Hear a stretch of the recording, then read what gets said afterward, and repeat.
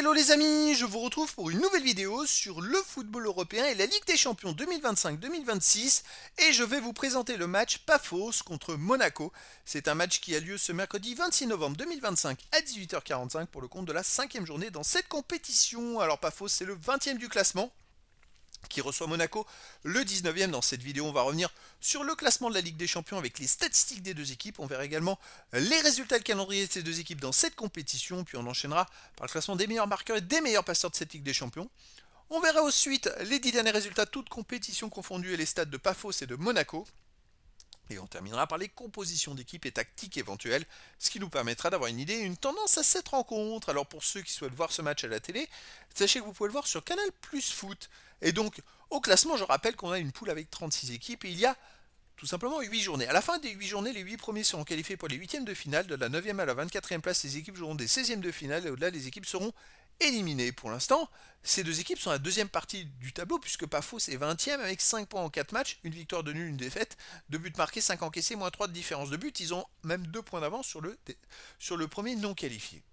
Et ils sont ex-aequo avec Monaco qui est 19e avec également 5 points en 4 matchs, également une victoire de nul, une défaite, mais 4 buts marqués, 6 buts encaissés, moins 2 de différence de but. Donc voilà, ces deux équipes vont tout faire pour essayer de gagner, pour rester dans la zone de qualifiés.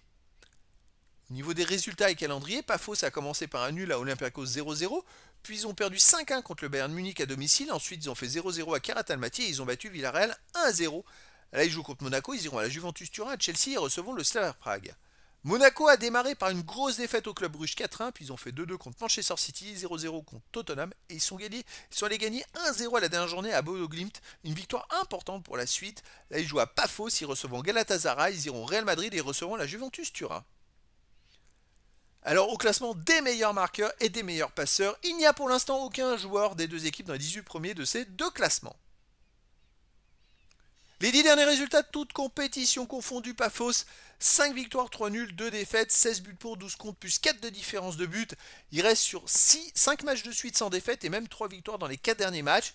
On peut dire que ça marche plutôt pas mal pour eux en ce moment. À domicile, ils ont battu Aris Limassol 2-1, ils ont battu Villarreal 1-0, ils ont battu Limassol 1-0, ils ont fait un partout contre l'AEK Larnaca.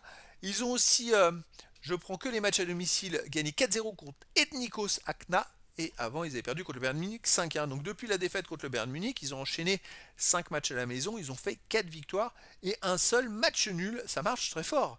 Monaco de son côté sur les 10 derniers matchs, c'est 3 victoires, 4 nuls, 3 défaites, 14 buts marqués, 17 encaissés, moins 3 de différence de but. Alors là, en championnat, ça ne pas du tout.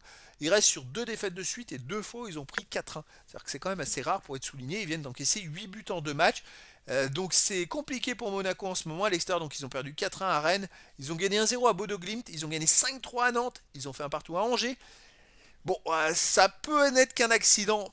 C'est vrai que pour moi, Monaco est quand même favori dans cette rencontre et je verrais bien une victoire de Monaco 2 buts à 1 à Pafos. Mais après, dans le foot, tout est possible.